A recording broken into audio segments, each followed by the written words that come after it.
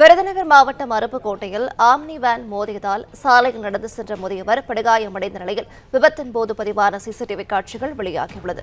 விவரங்களை தருகிறார் செய்தியாளர் முருகேசன். வணக்கம். மேலும் விவரங்களை சொல்லலாம். வணக்கம். விருதுநகர் மாவட்டம் அருப்புக்கோட்டை அன்புநகர் 5வது தெருவை சேர்ந்தவர் பன்னீர்செல்வம். அவருக்கு வயது 70.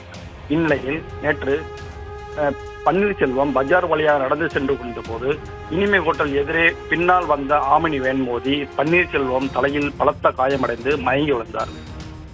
தலையில் பலத்த காயம் ஏற்பட்டு மயங்கி விழுந்த முதியவர் பன்னீர்செல்வத்தை அங்கிருந்தவர்கள் மீட்டு அருப்புக்கோட்டை அரசு மருத்துவமனைக்கு சிகிச்சைக்காக அனுமதித்தனர். அவருக்கு தீவிர சிகிச்சை அளிக்கப்பட்டு வருகிறது.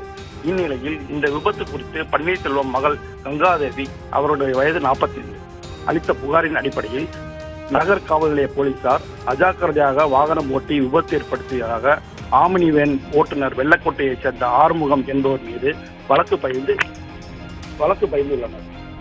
இந்த சிசிடிவி பதிவு அருப்புக்கோட்டை இன்று வெளியாகி ஒரே பரபரப்பாக உள்ளது.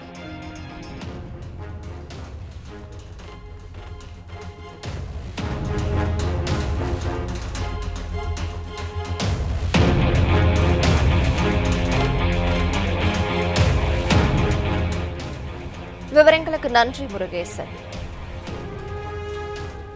பிளே ஸ்டோர் மற்றும் ஆப் ஸ்டோரில் இருந்து பாலிமர் செயலியை QR கோடு மூலம் பதிவிறக்கம் செய்யுங்கள்.